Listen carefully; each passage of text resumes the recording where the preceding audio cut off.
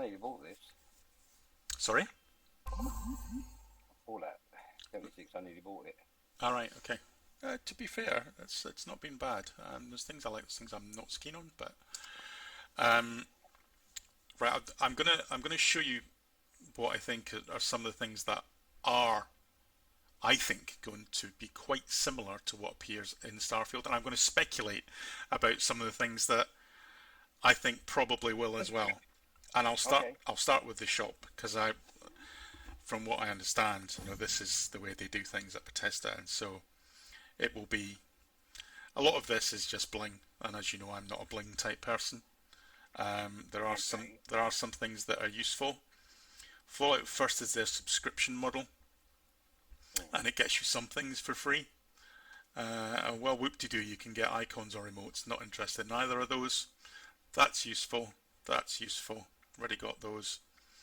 Um, the camp this is one of the things that I'm going to talk about, and I'll show you mine because this I think is going to be very, very similar to, and it already looks like it, to the technology they're using within Starfield for you to build your base. Okay. And so we'll have a look at that in a moment. Just look and see what's on free at the moment. A pride flag, whoop-de-doo. That it? No. Not interested in anything like that. And alright, I can get a free repair kit. Alright, we'll have that because that's useful. Okay. Nothing else there that interests me. So the shop I think will make an appearance. I think it will be an integral part of Starfield.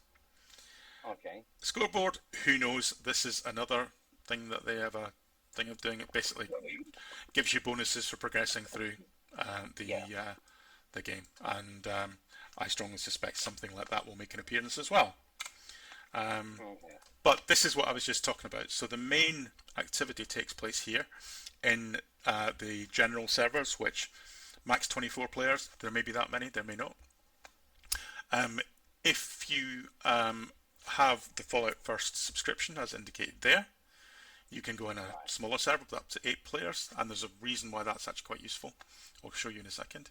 And then these two options only exist for Fallout First players as well. But they don't sell. Sorry, that one's first only. You can see the icon there. That one isn't. But they don't share progress with the main game, which is this one here. So I haven't tried either. So what I'm going to do, I'm going to go into the main game. One of the things I actually really like about this, and I hope that it's an illustration of how Bethesda does things, I think it is there's a lot of humour in here. I really like this sense of humour. It really appeals to me. There are some things that I might have done differently, but it's not my game. So where are we?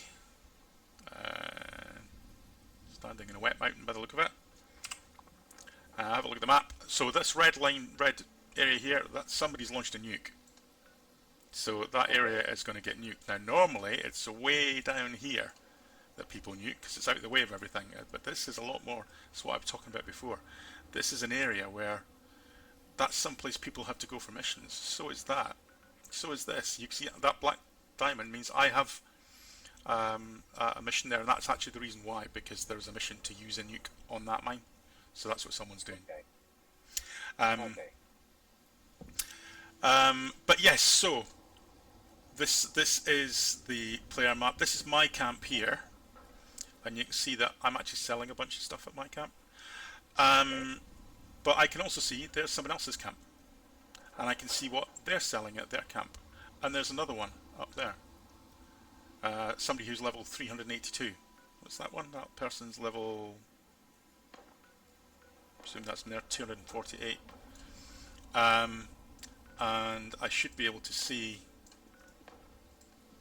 yeah, there's another camp there. So silver gun. So I think this general, there's going to be a representation of this within the game. All these little cross tools here, these are places that you can take over and you can use as like a temporary base. I think some form of that will come into Starfield. Like unused bases that you can take over, and you can see that that one can produce all sorts of different resources. I think that will make an appearance in Starfield as well. Okay. And I also think some iteration of, there are some places like this one here, for example, the Rusty Pick, or over here, White Springs, or over here, the Foundation, that you can travel to for free. However, if I wanted to go, for example, to, has someone got a camp over here? Yeah, there's a camp there. If I wanted to go to that camp, I'd hover over it and hit enter, and it would cost me what they call caps, these caps here, to get there. But if I want to go to the Foundation, I can do it for free, and if I want to go to my camp, I can do it for free. Now, there is a way to go to someone else's camp for free, and so let's just see if we can do that. This guy up here, it wouldn't cost me very much anyway, but what was his name? Asleep NTTV. So I'm going to go to the multiplayer map, see if he is in a team, he or she. He is, but there are 4 of them in it, so I can't join it. Yeah, it's a maximum of 4 in any team. So I'll join that one, and anyone else who is in that team, I can travel for free to their camp as well as mine. So there's one of them has a camp there. So I could travel. It would get me down there for free instead of having to pay to get down to that part of the world. But I'm going to show you my camp, because this is the bit I was talking about. That's a crappy camp, by the way. This is the bit I was talking about with regards to building your base within Starfield, and I think the technology is very, very similar. I haven't put a lot of time and effort. A lot of people go to the nth degree about the way they do this. As you can probably see, I've just made it very utilitarian. There's stuff that I use here, and the rest of it is just like hanging around the place. But the idea is you've got this thing here, which is your camp, and if you hit the E key as it's suggested, you can select all the different bits and pieces that you can build in your camp. Now I've got it only to show the ones that I can build, so let's just change that.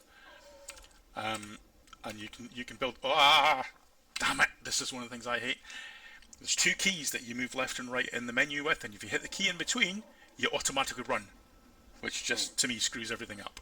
Anyway, if it's blue, it can be placed. If it's red, it can't be placed. This I think is the same system they're going to use within Starfield. Yeah, exactly. And I think it will actually be quite like this bit here. This is my bunker, my nuke bunker. You can see that the door is actually in the middle of nowhere. Doesn't really go anywhere, but I can enter it, and I will go into the bunker, which I haven't literally not done anything with, but because I've only had it a couple of days and I haven't played the game since then. But you can see it's an extension to my camp. So actually, if I just put everything in here instead of in that camp, then it can all be where I want it to. And you can plant plants and all sorts of things in these places. Okay. And I think this is going to be very, very similar to how the base building works within Star Citizen. Now, the one thing I dislike about this is that there's nowhere from within here that I can make any changes. I have to go back out to that little camp thing and press the E key on that, then come back in, then try and place something, which to me doesn't really seem that smart. But well, we don't know until it comes out, but then we're expecting building blocks anyway. Yeah, exactly. And I've got to be honest with you, Star Citizen's going to have building blocks as well. Yeah, I'm sure it does. And I'm not saying it's a bad way to do things. In fact, it works quite well. I haven't put the time into doing it that other people have. I've just got, these are the different things that I use within my camp, and I haven't spent money on making it any better. But you can. Well, did you notice? What else did I notice? Let's just have another quick look at the map. I think there will be something that will represent as well, and this actually, yeah, this might be a good place to go and have a look. We were looking at it before. It was the White Hills Centre, which is down here. White Springs, sorry. White Hills is just up the road from me. So we'll go to the Whispering Mall. This is one of the places that's quite funny, actually.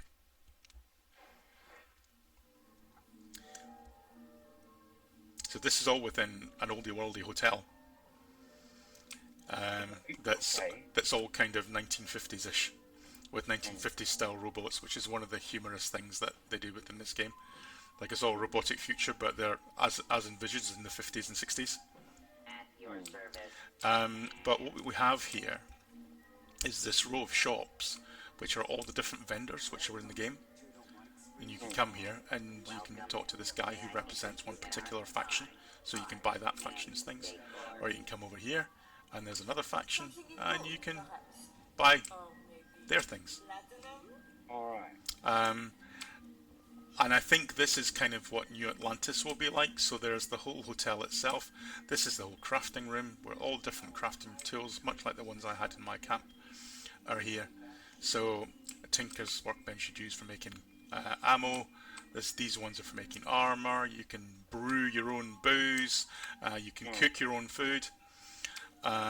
And all sorts of things. And I think that some iteration of this will be in here as well. But this is the other system this is probably the last one that I think is almost certainly making appearance. This is the perk system within the game, where you manage what your skills are.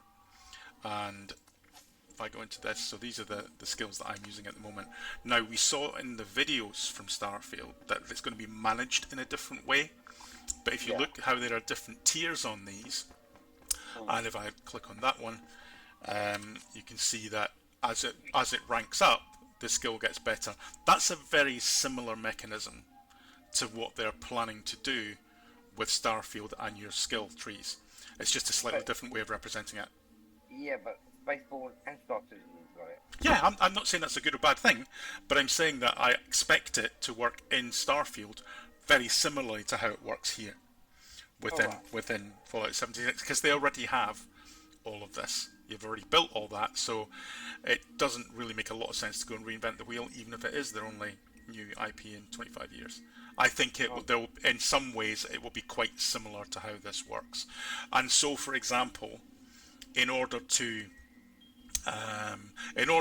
do any crafting, it wouldn't be that great for me to do any crafting while I'm using this setup, because I've got my gunsmith skill, so it lets me build some decent guns, but lots of other things are missing. So if I was going to do any crafting, I'd go into that profile where I've got ammo and ammo skills, and I've got duplication skills, and I'm able to negotiate better and get better prices on things, so that you can set up different profiles to do different things. And I like that. I like that you can do that, and you can switch between them.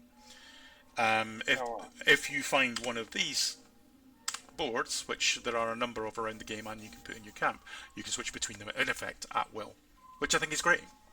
But I expect to have something quite similar within Starfield. Right. None of them puts me off, as long as it's less cartoony. Yeah, well, and from what I see, it is less cartoony. Yeah, it looks much more visually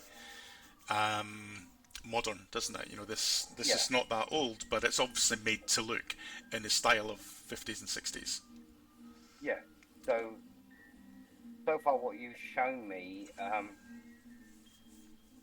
we don't know until September the 1st. It'll be September the 1st. We're going to know. Yeah.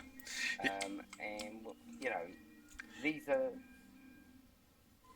items that are in practically all games that you need to rank up. Yeah, but Citizen and all of them. This is the kind of fun thing I was talking about before. You know, this is for trading some of your legendary items, but you know, you've got the leg, and then end array is upside down. I kind of love that they do some stuff like that. That's just a bit wonky. It's kind of funny, and all these police that are kind of running around telling you to behave yourself and things can be quite funny. You know, it gets a bit tiring at times. Right. But that's all I want to say at the moment about some of the things that I think are in some way or another going to make an appearance within Starfield. Just my guess, might be completely wrong. Do not interfere with resource security control. Yeah.